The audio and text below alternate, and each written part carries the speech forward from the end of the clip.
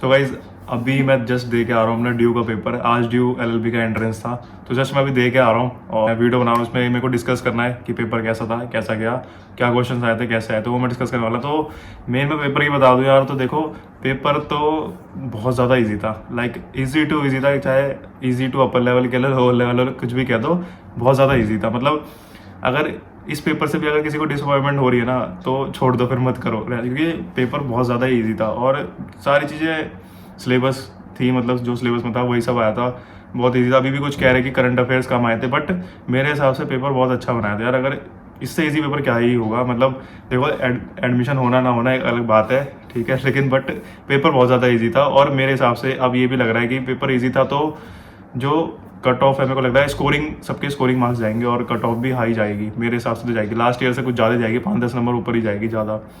तो अब मैं क्वेश्चंस की बात कर लेता हूँ, क्वेश्चंस कैसे कैसे आए थे। तो कुछ डायरेक्ट क्वेश्चंस भी आए थे, जैसे करंट अफेयर में पहला क्वेश्चन, सबसे पहला क्वेश्चन ये था। पहले तो सबसे पहले पैसेज था इंग्लिश वाला, और उसके बाद सेकंड जो फर्स्ट क्वेश्चन था, मेन की बात कर रहा हूँ, करंट अफेयर का ही था कि रशिया यूक्रेन वॉर कब हुआ था, सबसे मेन क्वेश्चन था, ठीक है। और उसके बाद क्वेश्चन आए हुए थे, जैसे इस बार नोबेल प्राइज से डायरेक्ट क्वेश्चन नहीं आए, नोबेल प्राइज से आए स्टेटमेंट वाला क्वेश्चन एक आया था, वो आया था। भारत रत्न का क्वेश्चन एक आया हुआ था, वो भी स्टेटमेंट वाला था, ठीक है।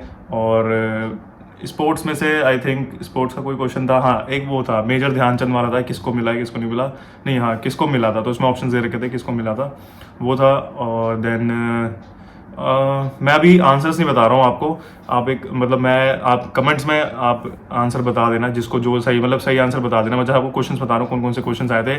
और सबसे यही रिक्वेस्ट है कि अगर जो ड्यू का एंट्रेंस दे के आया है और उन्हें लग रहा है कि ये क्वेश्चन आया था और ये सही है, तो प्लीज़ कमेंट में बता दो यार, सबकी हेल्प हो जाएगी। कौन आंसर की तक वेट करेगा। तो अगर ऐसे ही एक एक बच्चा 4-5 क्वेश्चन बताया, तो ऐसे ही पूरा पेपर तो पता चल जाएगा। तो ऐसे ही बता दो, देखो 3-4 क्वेश्चन मैंने बता दिए। Russia Ukraine war, Nobel prize का एक क्वेश्चन आया था, स्टेटमेंट वाला था, भारत रत्न का आया था, ठीक है, स्टेटमेंट वाला था वो भी। मेजर ध्यानचंद वाला आया था, किसको मिला था, वो आया था। हाँ, और इस बार मेन था कि इस बार केसेस वाले आए थे क्वेश्चन, जैसे एक अनुराधा भसीन वाला था, मतलब उसमें आंसर में बता रहा हूँ, अनुराधा भसीन उसका आंसर था। और क्वेश्चन में कुछ था कि इंटरनेट, हाँ रिलेटेड, मतलब क्वेश्चन में बोला था कि ये किस केस में बोली गई है ये चीज़, इंटरनेट वाला था, वो अनुराधा भसीन उसका आंसर है।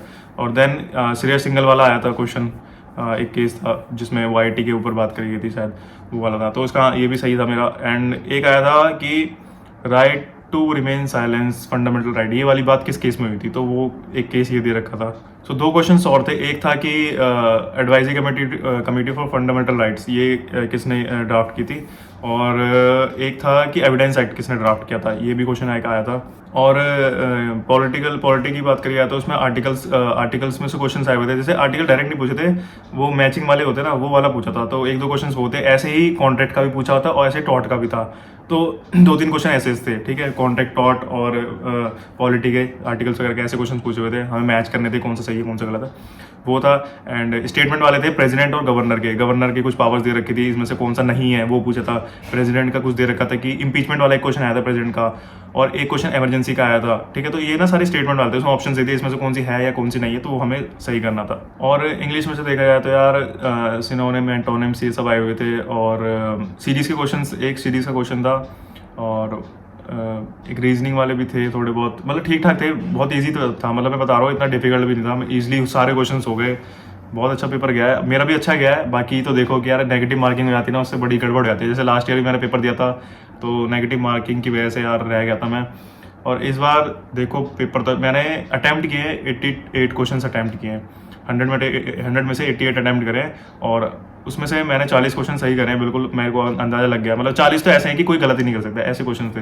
तो अब मेरे को चाहिए यार, मेरा ओबीसी है, मेरे को चाहिए 200 नंबर, 200 तो चाहिए, अगर सेफ चलना है तो 200 दिया, 210 अगर सेफ चल के लेना है तो, क्योंकि लास्ट ईयर की कट ऑफ गई थी 180, शायद 185 गई थी ओबीसी की, ऐसे कुछ गई थी।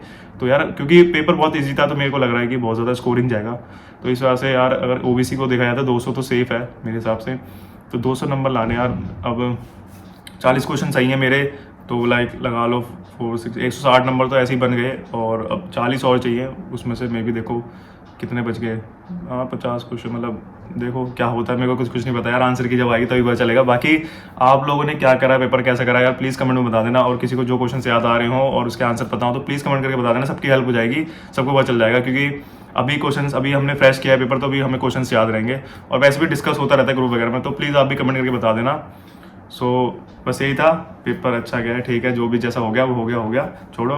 तो चलो आज के लिए बस इतना यार, वीडियो पसंद आई तो वीडियो को लाइक करना, ज़्यादा से ज़्यादा शेयर करना, और अगर चैनल पर नए हो तो चैनल को कर देना।